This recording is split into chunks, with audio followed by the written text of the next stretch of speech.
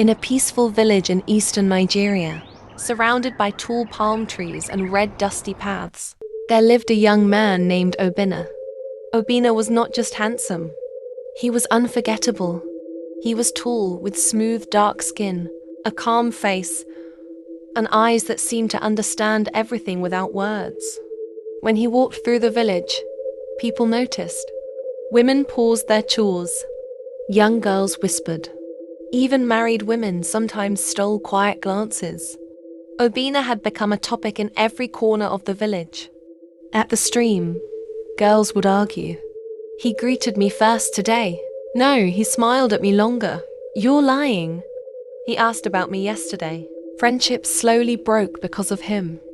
Jealousy entered hearts that were once pure. But Obinna, he did not chase anyone. He respected everyone. He helped the elders. He fixed roofs, carried firewood, and spoke gently. But he kept his heart closed. Until the day he met her. Her name was Amaka. Amaka was different. She didn't follow Obinna around. She didn't join the gossip. She didn't compete with other girls. She lived quietly with her mother, Mama Adaku, at the far end of the village. Their house was small but filled with peace. Since her father died some years ago, life had not been easy. Mama Adaku struggled to raise her alone, but she did it with strength and dignity. Amaka helped her mother every day, farming, cooking, fetching water. She was beautiful, but in a calm way. Not the kind that shouted for attention, but the kind that stayed in your mind long after you left.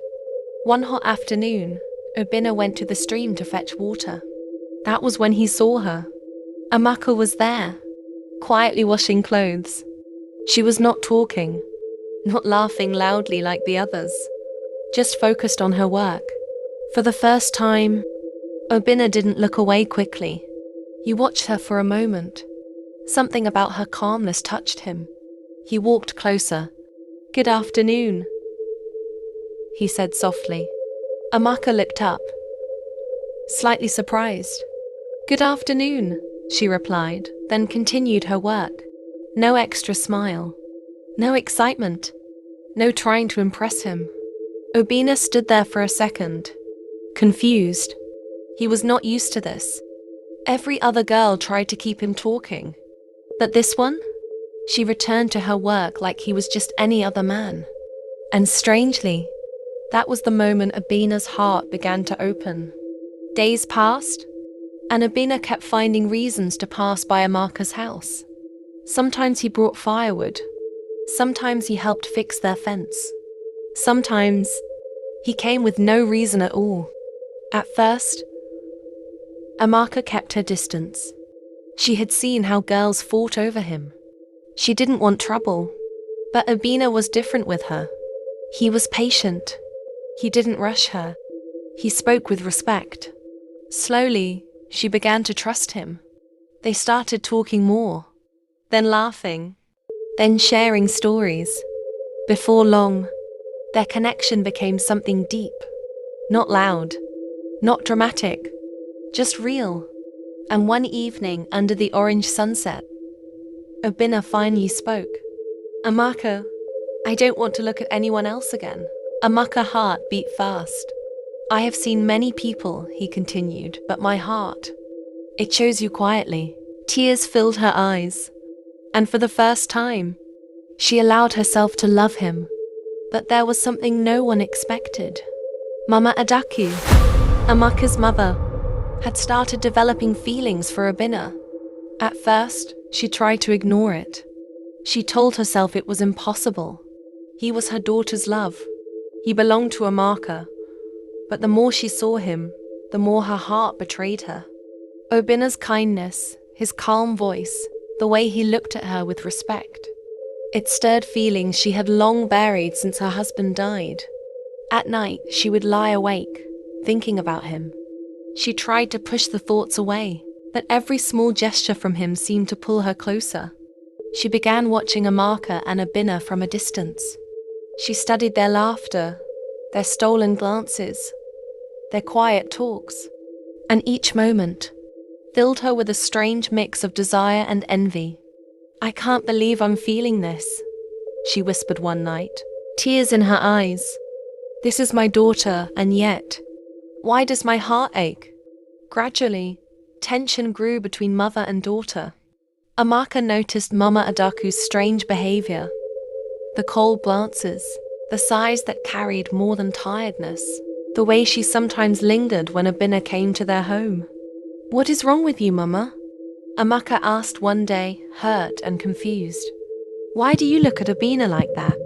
Mama Adaku's heart raced. She could not confess the truth. She could not admit that she wished she could have Obina for herself. Instead, she forced a smile and said, "Nothing, my child. You are imagining things." But Amaka didn't believe her. Slowly, the quiet admiration in the mother's eyes turned into subtle acts of interference.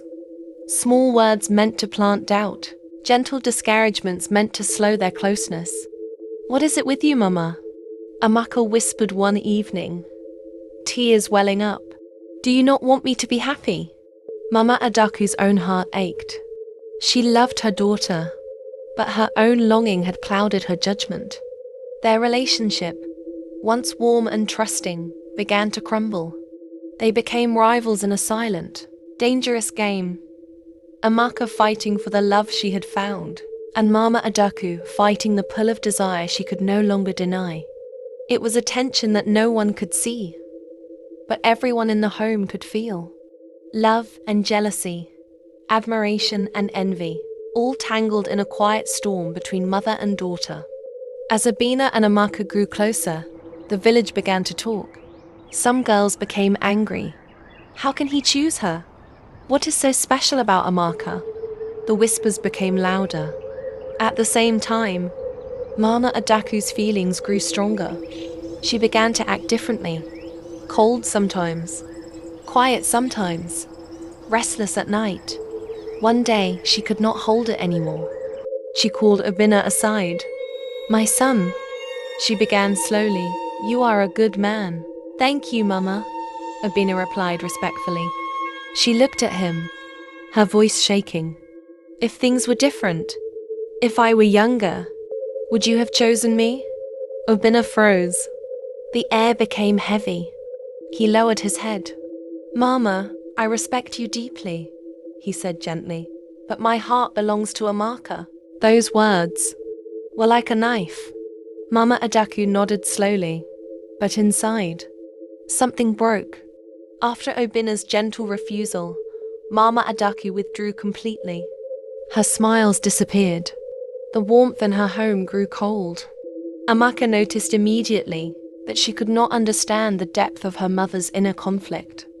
Mama Adaku began speaking in subtle ways that hurt Amaka, disguised as advice or warnings. "You should not trust your heart too much, my child. People's intentions are not always as pure as they seem," she would say.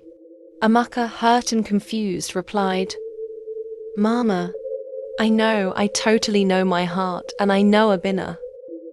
He is honest. He loves me." But Mama Adaku could not let go. She hated herself for desiring him, but the longing would not leave. Every day, the silent war between mother and daughter grew. Tension filled every room. Every meal, every greeting, every quiet moment became fragile. Obina sensed the change, but did not know how to fix it. He loved Amaka deeply, but he also respected her mother. The quiet longing he felt from Mama Adaku was painful for everyone, yet he remained loyal to his heart. One evening, the village celebrated a harvest festival. People danced, sang and laughed. Obina and Amaka attended together, holding hands proudly. But Mama Adaku stayed at home, brooding. She could no longer hide her jealousy. She blamed Amaka for taking away the man she had longed for in secret. Her heart, already fragile, struggled under the weight of desire, envy, and heartbreak. When Obina returned home that night, he found her sitting quietly, her face pale, her hands trembling. "My son, she began, but her voice failed. Tears fell. Obina sat beside her, offering comfort, but she shook her head. I cannot let go. I cannot. Obina took her hand gently. Mama, you must live. You have raised Amaka with love. You deserve happiness too. But my heart, it belongs to Amaka. Her eyes welled with tears, but the strain in her chest was too much. A few days later, Obina came with his family to officially ask for Amaka's hand in marriage. It was a joyful event. The village sang, drums beat, and everyone cheered. Amaka glowed with happiness. She had finally won her love, despite the whispers, envy, and struggles. But Mama Adaku sat quietly in a corner, her face pale, her hands folded. Her heart, weakened by longing, jealousy, and grief, could bear no more. During the ceremony, she suddenly clutched her chest. Gasps filled the air. Amaka, my child, she whispered. Obina rushed to her side, but it was too late. Mama Adaku collapsed. Despite every effort, she passed away peacefully in her daughter's arms. The celebration turned into mourning. Joy and grief collided in a single moment. In the weeks that followed, Amaka cried endlessly for her mother. Obina never left her side. He held her, comforted her, and reminded her that Mama Adaku's love for her had always been true, even if complicated by human desire. Through their grief, Obina and Amaka's love grew stronger. They understood that love is not just about passion or beauty. It is about loyalty, patience, and trust. Eventually, they got married quietly, in a small ceremony with family and close friends. There were no fights, no jealousies, only deep understanding and love. Obina and Amaka's story became a lesson. Love is not about who is the most desired. It is not about appearances or beauty. True love chooses one heart and remains faithful. No matter how attractive your partner is, if they are meant for you, they will always be yours. And too much insecurity or jealousy can destroy what is already pure. The story of Obina, Amaka, and Mama Adaku reminds us all that love is unbreakable, but it must be nurtured with patience, trust, and respect. Even in tragedy, love can endure, stronger, deeper, and more unshakable than ever.